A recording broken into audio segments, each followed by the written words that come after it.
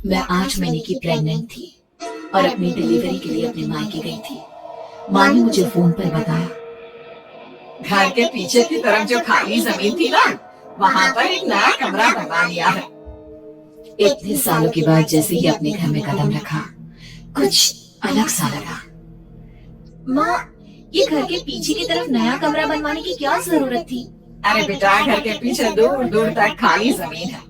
तेरे पापा को कई दिनों से लग रहा था कि यहाँ पर एक कमरा बनवा लेंगे तो ताजा हवा मिल जाया करेगी। अब तू ये सब छोड़ और चल जल्दी से दूध पी ले।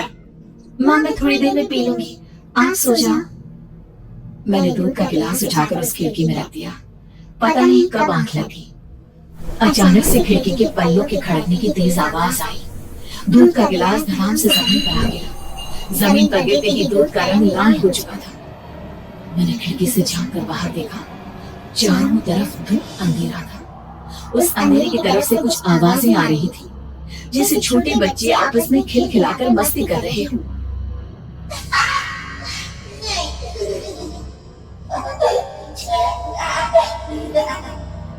इतनी रात को इतने घनघोर अंधेरे में बच्चों की आवाज कैसे आ रही है? घड़ी में वक्त देखा तो ठीक 12 बजे थे। देखकर मैं सन्न रह गई। बुरी आत्मा और भूतों की कई कहानियां मैं सुन चुकी थी। वक्त भी कुछ ऐसा ही था। ऊपर से मैं प्रेग्नेंट। सुना था कि ऐसे वक्त में अक्सर बुरी आत्माएं औरतों का पीछा करती है, तो क्या मेरे पीछे भी?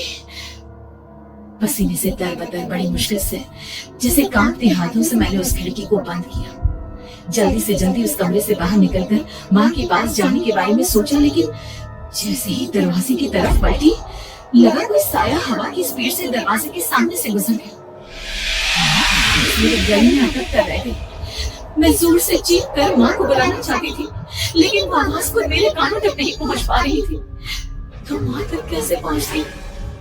खिड़की के पल्ले एक बार फिर तेज हवा के झोंके से धड़ाम करने लगे और पूरी ताकत से मैं चीख पड़ी। जानती थी मेरी चीख की आवाज सुनकर कुछ ही सेकंड में माँ वहां पहुंच जाएगी, लेकिन ऐसा कुछ हुआ ही नहीं।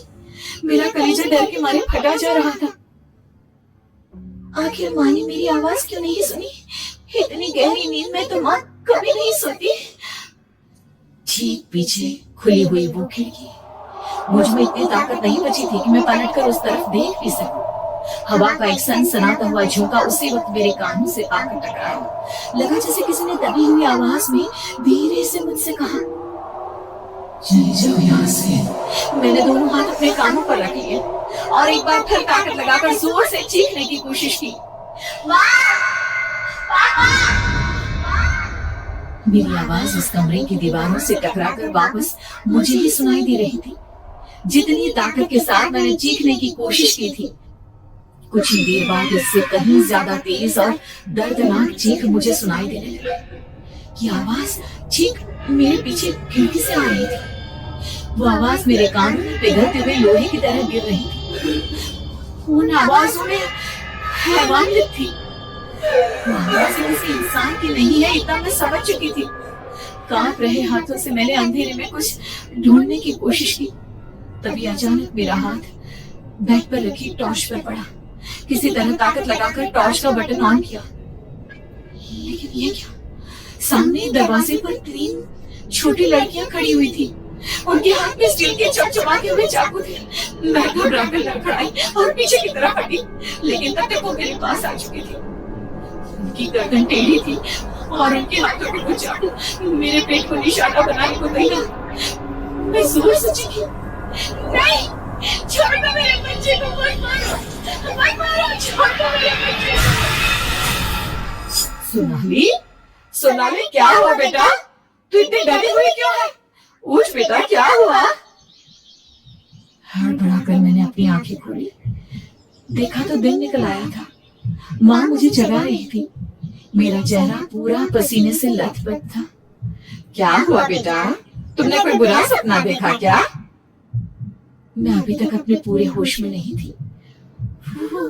वो मेरे बच्चे को मार देगी माँ। वो लेगी मेरे बच्चे को। मैंने घबराकर अपने पेट को छुआ। सब कुछ ठीक था। और वो दूध जो रात को यहाँ पर गिर गया था, उसका रंग लाल हो गया था। माँ ने हंसते हुए दूध का गिलास मुझे दिखाया। तुमने दूध पिया ही नहीं, पूरा का पूरा ऐसे ही रखा हुआ है। तुमसे कहा था ना सोनाली, सेहत के लिए लापरवाही ठीक नहीं बेटा। लेकिन मैंने तो सब कुछ अपनी खुली आंखों से देखा था। ये सपना कैसे हो सकता है?